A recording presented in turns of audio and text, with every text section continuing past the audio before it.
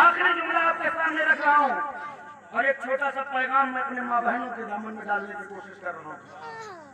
یہ بہت بڑی اپنے آپ کو حسینی کہتی ہے، میں امام حسین سے محبت کرنے والی ہوں۔ اے میری قوم کی بیٹیوں، تیرے آبرو کی رکھوالی کے لیے فاطمہ کی بیٹیوں نے اپنا خاندان کٹوا دیا ہے۔ تیرے عزت کی رہنمائی کے لیے سیدہ زینب نے چھوٹے چھوٹے بچوں کو بھیڑ بکریوں کی طرح ذبح کروا دیا۔ کیا کبھی تم نے سوچا یہ کربلا میں 6 ماہ کے 8 ماہ کے اور 10 سال کے بچے کیوں قربان کیے جا رہے ہیں؟ اس لیے تاکہ تیری عزت سلامت رہ سکے۔ تو نے اس کا بدلہ کیا دیا؟ ارے شام کے بازار میں جب میرے مصطفیٰ کی بیٹیاں بطور قیدی پیش کی گئی ہے، سروں سے چادر تطہیر کھینچ لی گئی ہے، گھوڑوں کے ننگی پیٹھوں پر بٹھا دیا گیا ہے، بازار شام میں جب بھیڑ لگنے لگی ہے، تب سیدہ زینب نے اپنے گھر کی بیٹیوں سے مخاطب ہو کر کے کہا تھا، اے میرے مصطفیٰ کے گھر کی بیٹیوں، اپنے چہروں کو پردے میں کر لو، پردے کا دامن نہ چھوڑنا۔ بیٹیوں نے عرض کیا تھا بیوی مگر چادریں تو چھین لی گئی ہے۔ سیدہ زینب نے کہا تب تو کیا ہوا؟ اگر چادر چھین لیا تو کیا ہوا؟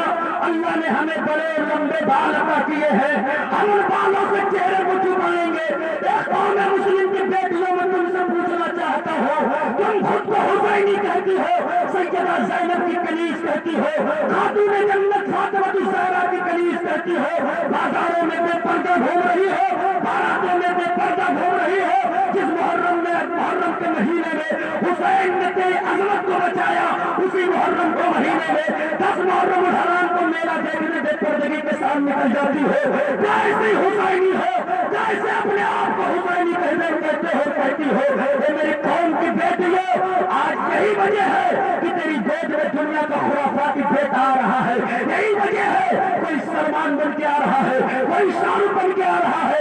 جب تک میرے گھر کی بیٹیاں پردے کے اندر تھی، جب تک میری مائیں مصطفیٰ کی شریعت پر زندگی گزارتی تھی، تب تک ان کی گود میں کوئی سلمان نہیں آتا تھا، کوئی شاہ رخ نہیں آتا تھا، بلکہ قرآن کی برکت سے کسی گود میں اللہ صلاح الدین ایوبی بھی بھیجتا تھا تو کسی کی گود میں خالد بن ولید بھیجتا تھا۔ کیا ہے؟ ہم صرف غوث اعظم کی کرامتیں سن کر اپنے من کو اندر خوش کر کے اور زندگی کو ہم اپنے حساب سے گزارنا شروع کر دیں۔ مرغے کی گردن پہ چھری رکھنے سے پہلے ایک بات کربلا پہ نظر ڈال دیں کہ ٹھیک ہے میں یہ کر تو رہا ہوں، لیکن کیا میں اس کا کرنے کا حقدار ہوں؟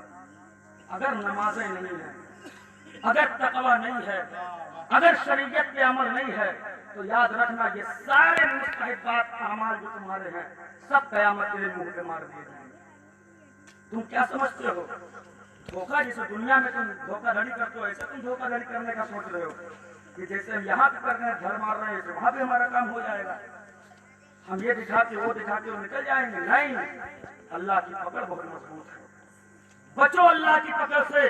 اور اے میرے قوم کے جوانوں، میرے بزرگوں اور میرے قوم کی ماں بہن بیٹیوں، ایک بات ذہن میں رکھنا، آج دنیا تجھے کیا سمجھ رہی ہے اور تو دنیا کے سامنے خود کو کیا ثابت کر رہا ہے، ذرا اس پر بھی ایک نظر ڈال لو۔